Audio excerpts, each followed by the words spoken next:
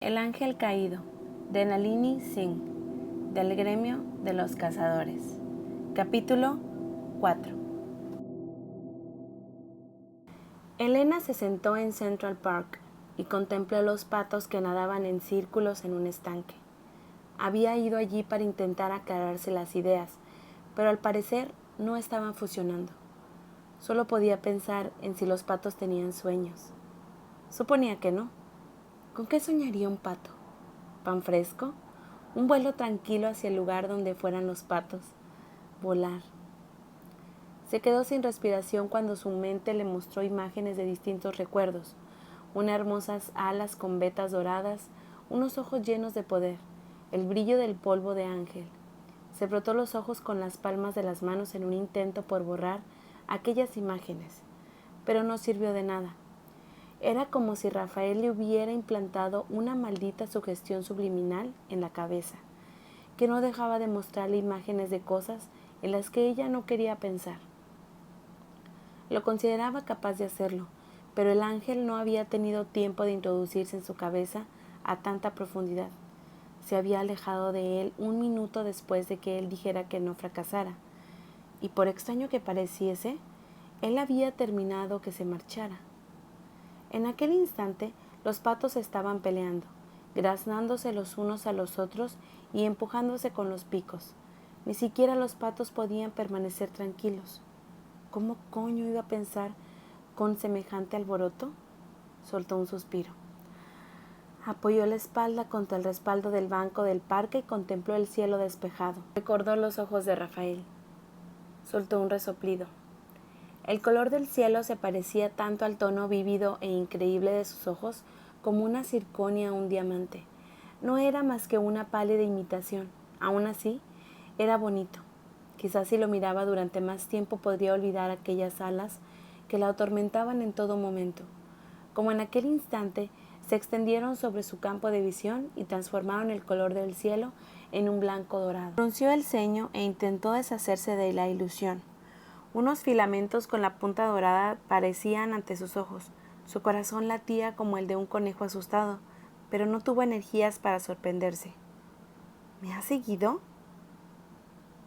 Me ha parecido que necesitabas pasar un tiempo a solas. ¿Puedes bajar el ala?, pidió con educación. Me impides que vea el paisaje. El ala se plegó con un suave susurro que Elena sabía que jamás asociaría con nada, que no fuera aquellos apéndices emplumados, las alas de Rafael. ¿No vas a mirarme, Elena? No, siguió contemplando el cielo. Cuando te miro, las cosas se vuelven confusas. Se oyó una risa masculina grave y ronca, que sonó en el interior de su mente. No serviría de nada que no me mires. A mí me parece que sí, replicó ella con suavidad, aunque la furia ardía con una brasa al rojo vivo en sus entrañas. ¿Eso es lo que te excita? ¿Obligar a las mujeres a postrarse a tus pies? Se hizo el silencio. El sonido de unas alas al extenderse y plegarse con rapidez. Estás poniéndote en peligro. ¿Sabías? Elena se arriesgó a mirarlo. Estaba de pie al borde del agua, pero de frente a ella sus ojos se habían oscurecido hasta adquirir el tono del cielo a medianoche. Oye, moriré de todas formas, pretendía parecer desdeñosa. Tú mismo lo has dicho. Puedes joderme con la mente siempre que quieras, e imagino que ese no es más que un pequeño truco de los muchos que tienes en la manga, ¿no? Él asintió. De manera majestuosa, increíblemente hermoso, bajo un inoportuno rayo de sol, como un dios oscuro, y Elena sabía que ese pensamiento era cosa suya, porque lo que le repugnaba de Rafael era lo mismo que le atraía, el poder.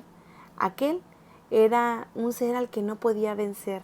La parte femenina más profunda de sí misma apreciaba aquel tipo de fuerza, aunque también la enfurecía. Y si tú eres capaz de hacer todo eso, ¿de qué serás capaz? ¿De qué será capaz ese otro tío? Se puso a contemplar los patos para evitar la erótica seducción del rostro del arcángel. Me hará picadillo antes de que me acerque a un centenar de pasos de él.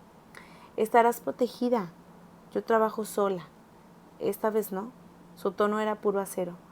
Uram siente cierta predilección por el dolor. El marqués de Sade fue uno de sus aprendices. Elena no estaba dispuesta a demostrarle lo mucho que le había asustado aquello. Así que le va el sexo perverso. Esa sería una forma de verlo. De algún modo, el arcángel consiguió añadir sangre, dolor y horror con aquel único comentario. Las emociones serpentearon por la piel de Elena, atravesaron sus poros y se enroscaron alrededor de su garganta para empezar a ahogarla. «¡Basta!», dijo de pronto mientras lo miraba a los ojos una vez más. «Mil disculpas». Sus labios esbozaron una pequeña sonrisa. «Eres más sensible de lo que esperaba». Elena no le creyó ni por un instante. «Cuéntame más cosas sobre ese tal Uram». No sabía nada de aquel otro arcángel, salvo que gobernaba una región de Europa. «¿Es tu presa?». El rostro de Rafael perdió toda expresión y sus ojos color medianoche se volvieron casi negros. «Eso es lo único que debes de saber». «No puedo trabajar así». Se puso en pie, aunque mantuvo la distancia. «Soy buena porque me meto en la mente de mi objetivo, pero ¿predecir dónde estará? ¿Qué hará y con quién contactará?». «Confía en tu don innato». Aún en el caso de que pudiera percibir la esencia de los arcángeles, algo que no podía hacer. «Yo no hago magia», señaló ella, frustrada. «Necesito un punto de inicio. Si no tienes nada, tendré que empezar con sus personalidades, con sus patrones de comportamiento». Rafael se acercó para acortar la distancia que ella deseaba mantener. «Los movimientos de Uram no son predecibles. Todavía no. Debemos esperar». «¿Qué es lo que debemos esperar?». «Sangre». Aquella única palabra la dejó helada. «¿Qué ha hecho?». Rafael alzó un dedo y lo deslizó sobre la mejilla de Elena. Ella se estremeció, pero no porque le hubiera hecho daño, sino más bien todo lo contrario. Los lugares que tocaba parecían estar conectados directamente con la parte más femenina y sensible de su cuerpo. Una sola caricia bastaba para humedecerla, y aquello la avergonzaba. No obstante, se negó a retroceder, se negó a rendirse. «¿Qué?», repitió. «¿Qué ha hecho?». El dedo se deslizó sobre su mandíbula y empezó a recorrer la línea de su cuello, provocándole un increíble e indeseado placer. «Nada que necesites saber, nada que pueda ayudarte a rastrearlo». Elena realizó un esfuerzo por levantar la mano para apartar aquel dedo, aunque solo tuvo éxito porque el arcángel se lo permitió, y aquello la irritó. «¿Has acabado ya con los jueguecitos sexuales?», preguntó enfurecida. Su sonrisa fue mucho más sutil esa vez, y sus ojos cambiantes pasaron del negro a un tono cobalto, vivo, eléctrico. «No le estaba haciendo nada a tu mente, Elena. Esta vez no lo hacía». «Vaya, mierda». Había mentido.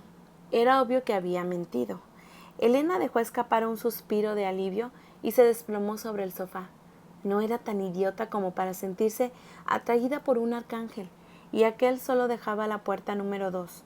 Rafael había jugado con su mente y lo había negado solo para fastidiarla a su retorcido modo. Una molesta vocecita en su interior insistía que aquella clase de manipulación no encajaba con lo que ella sabía de Rafael. En la azotea no había ocultado que había indagado en su mente. Mentir parecía algo propio de él. Exclamó ella, dirigiéndose a la vocecita.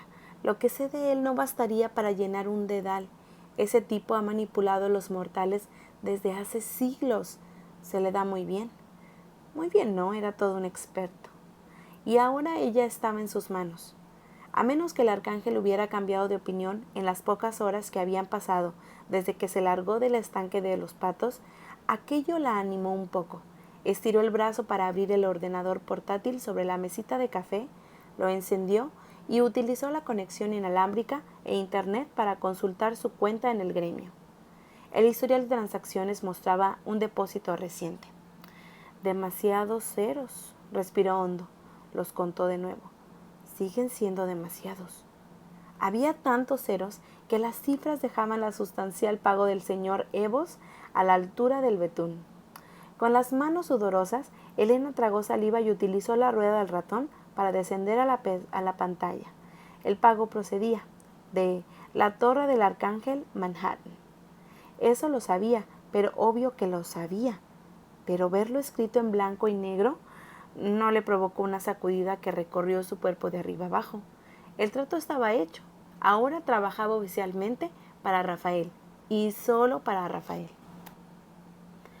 Su posición en el gremio había cambiado de activa a contratada por un periodo indefinido. Cerró el portátil y clavó la vista en la torre. No podía creer que hubiera estado en la parte superior de aquel descomunal edificio esa misma mañana. No podía creer que se hubiera atrevido a llevarle la contraria a un arcángel y, sobre todo, no podía creer que Rafael deseara que lo hiciera. Una fuerte sensación de hormigueo en el estómago empezó a provocarle náuseas, pánico y una extraña y palpitante excitación. Aquel era uno de los trabajos que convertían a los cazadores en leyendas, aunque por supuesto, para convertirse en leyenda por lo general había que estar muerto. Sonó el teléfono, lo que puso un agradable fin a aquella línea de pensamientos. ¿Qué pasa? Yo también te deseo buenos días, cielo, dijo la alegre voz de Sara. Elena no permitió que la engañara. Su amiga no había llegado a convertirse en la directora del gremio, siendo mi simpatía. Tenía nervios de acero y una voluntad tan fuerte como la de un bull terrier. No puedo contarte nada, le espetó Elena sin más, así que no me preguntes. Vamos, Eli, sabes muy bien que sé guardar un secreto. No, si te lo cuento, estás muerta. Rafael le había dejado aquello muy claro antes de permitir que se marchara a Central Park. Si se le cuentas a alguien, ya sabes, ya sea hombre, mujer o niño, lo eliminaremos, sin excepciones. Sara soltó un resoplido. No te pongas melodramática, soy... Él sabía que me lo preguntarías, añadió mientras recordaba todo lo que le había dicho el arcángel de Nueva York con aquel tono engañosamente suave. Una espada envuelta en terciopelo, así era la voz de Rafael. ¿En serio? Si te lo cuento, no solo acabará con Deacon y contigo, también matará a Zoe. La furia que atravesó la línea estaba provocada por el más fuerte instinto de protección materno. Cabrón. Estoy totalmente de acuerdo contigo. Al parecer Sara estaba demasiado furiosa por hablar, así que tardó unos segundos en decir algo. ¿El hecho de que haya preferido esa amenaza significa que esto es algo grande? ¿Has visto el depósito? Joder, claro que lo he visto. Creí que el contable había metido la pata y había depositado todo en nuestra cuenta en lugar de meter solo el porcentaje del gremio. Saltó un largo silbido. Tía, ese es dinero y lo demás es cuento. No lo quiero. Sentía la necesidad de compartir su incomprensible tarea con Sara y con el idioma de Ransom, pero no podía hacerlo. Ya me ha separado de mis mejores amigos. Apretó la mano hasta convertirla en un puño. Deja que lo intente, dijo Sara. Así que no puedes contarme los detalles, menuda cosa. Lo averiguaré todo muy pronto. Yo me hago una idea. El nerviosismo atenazó la espalda de Elena. ¿En serio? ¿Un vampiro asesino? Se quedó callada un momento. Vale, no puedes responderme, pero ¿qué otra cosa podrás decirme, pues? Elena se hundió de nuevo en el sofá. ¿Recuerdas a ese que desertó? Inquirió Sara. Ha habido más de uno, replicó ella, aunque se le había helado la sangre. Hace unos 20 años. Lo estudiamos en la clase del gremio. No había pasado 20 años, pensó Elena, sino 18. ¿Slater Patalis? El nombre salió de sus labios como una pesadilla, una que jamás había compartido con nadie, ni siquiera con la mejor amiga de la que le había confiado todo lo demás. ¿A cuántos acabó matando? Se obligó a preguntar antes de que las antenas de Sara empezaran a dar señales de aviso. La cifra oficial fue de 52 muertos en un mes. Fue la tétrica respuesta. De manera extraoficial, nosotros creemos que hubo algunos más. Se oyó un crujido, y Elena casi pudo ver cómo Sara se acomodaba en la butaca, de cuero que su amiga adoraba como si fuera su segundo hijo. Ahora que soy directora, tengo acceso a todo tipo de información súper secreta. ¿Quieres compartirla conmigo? Vaciló unos instantes ignorando los ecos de un pasado que nada podría cambiar. ¿Por qué no? Después de todo eres mi número 2 en todos los sentidos, salvo en el nombre. Elena chasqueó la lengua. Nada de despachos para mí. Gracias, Sara. Se echó a reír por lo bajo. Aprenderás. De cualquier forma, el informe oficial de Slater dice que el tipo padecía una enfermedad psiquiátrica antes de que fuera convertido. Una enfermedad que consiguió ocultar de alguna manera.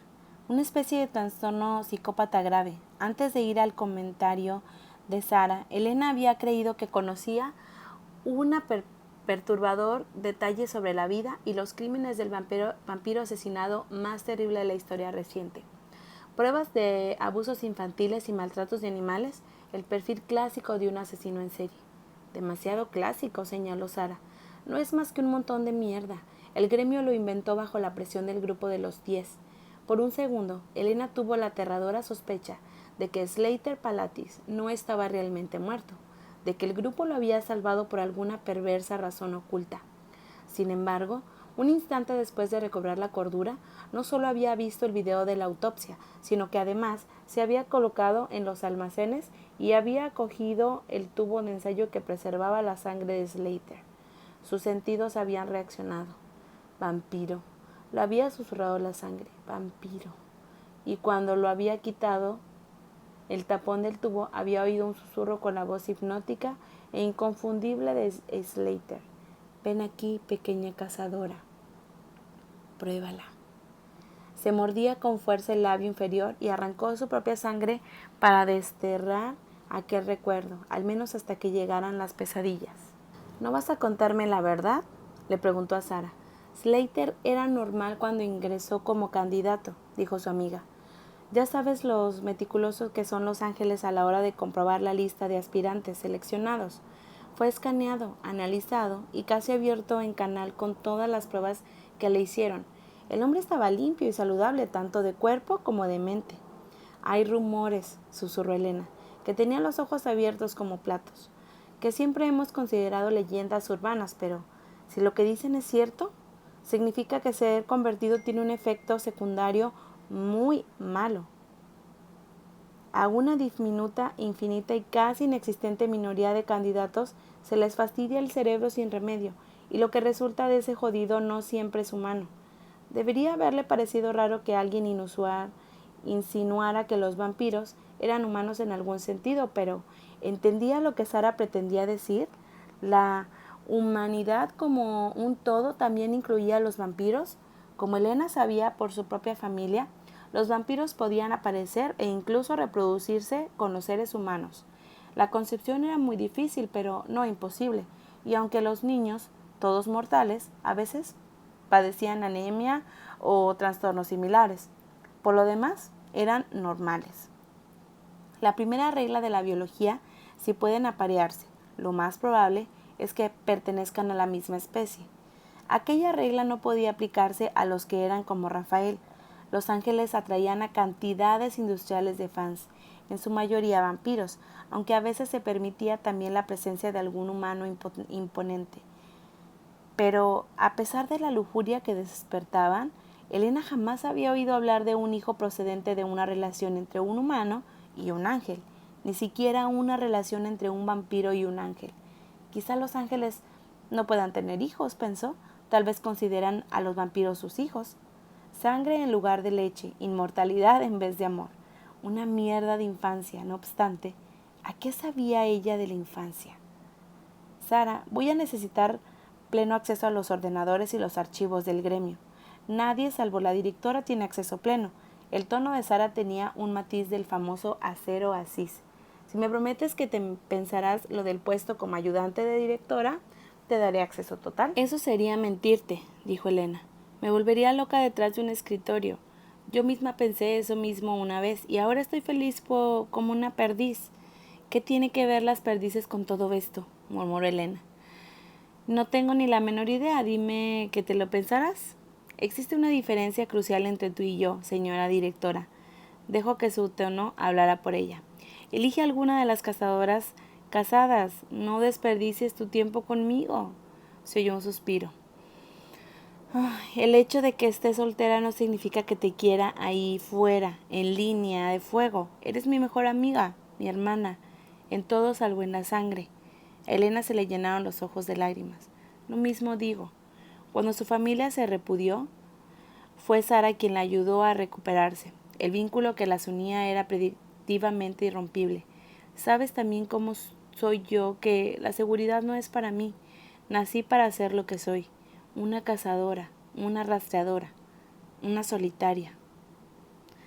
¿Por qué me molesta en discutir contigo? Elena casi pudo ver cómo sacudía la cabeza. Te estoy dando acceso en este mismo momento. Aquello era lo que a Elena le encantaba del gremio. No había necesidad de peleo. Los cazadores elegían a su director y confiaban en que tomaran buenas decisiones. Nada de reuniones, ni de juntas, ni de gilipolleces. Gracias. Ruido de tecleo rápido, una ligera advertencia. Tengo la impresión de que alguien supervisa quién accede a los archivos de alta seguridad. ¿Quién?, preguntó, aunque conocía la respuesta. ¿Con qué autoridad? Con la misma que le permite contratar a mi gente sin decirme qué demonios pasa, replicó Sara. Me convertí en directora para poder mantener a los cazadores a salvo. Rafael va a descubrir que... No, gritó Elena. Por favor, Sara, no te acerques a él. La única razón, la única por la que sigo viva es que necesita que haga un trabajo para él. De no haber sido por eso, lo más probable es que hubieras pasado una tarde estupenda intentando identificar mi cuerpo, a lo que quedara, o lo que quedara de él, en el depósito de cadáveres. Maldita sea, Eli, juré proteger a mis cazadores, y no voy a incumplir ese juramento solo porque ese Rafael sea aterrador. En ese caso, hazlo por Zoe, la interrumpió Elena. ¿Qué quieres que crezca sin una madre? Zorra. El tono de Sara se pareció bastante a un gruñido. Si no te quisiera tanto, te daría una paliza. Eso es chantaje emocional. Joder. Prométemelo, Sara. Aferró con mucha fuerza la auricular del teléfono. Esta casa va a ser la más difícil que haya llevado a cabo nunca. No quiero tener que preocuparme por ti también. Prométemelo. Se hizo un silencio muy, muy largo. Te prometo que no me acercaré a Rafael, a menos que crea que te encuentras en peligro de muerte. Eso es todo lo que vas a conseguir de mí. Con eso bastará. Solo tenía que asegurarse de que Sara no descubriría jamás que la casa era en sí misma el equivalente a una muerte casi segura. Un paso en falso y adiós Elena P. Devereux. Algo emitió un pitido. Tengo otra llamada. Lo más probable es que sea Ash, dijo Sara. Según el último que había oído Elena, Ash Winnie, también conocido como Ash o Ash Blade, estaba en la región de los pantanos cazando un vampiro cojún voz aterciopelada que tenía la mala costumbre de enemistarse con los ángeles y de jugar al gato y al ratón con Ash. ¿Todavía sigue en Luisiana? No, el cajún decidió darse una vueltecita por Europa. Sara soltó un resoplido muy poco elegante. Sabes, uno de estos días lo va a cabrear de verdad y va a acabar empalado desnudo en un lugar público, cubierto de azúcar y con un cartel que diga «Muérdeme» colgado del cuello. Quiero entradas para verlo, colgó tras oír la risita de Sara. Se frotó la cara con las manos y decidió que ya era hora de ponerse a trabajar. Tendría que llevar a cabo aquella casa sí o sí. Por tanto, más le valía intentar salir de una pieza. Se sacó la camisa blanca de la cinturilla, se cambió los pantalones negros por unos vaqueros y se recogió el pelo en una coleta suelta antes de abrir el ordenador portátil por segunda vez. Como no le gustaba la idea de que el grupo observaba todos sus movimientos, a pesar de que eran ellos los que habían contratado, abrió el navegador de internet y utilizó el conocido buscador en lugar de entrar en la base de datos del gremio. Luego tecleó en el cuadro de búsqueda Uram. Hasta aquí el 5º capítulo de Ángel Caído de Nalini Singh del gremio de los cazadores. Gracias por escucharme.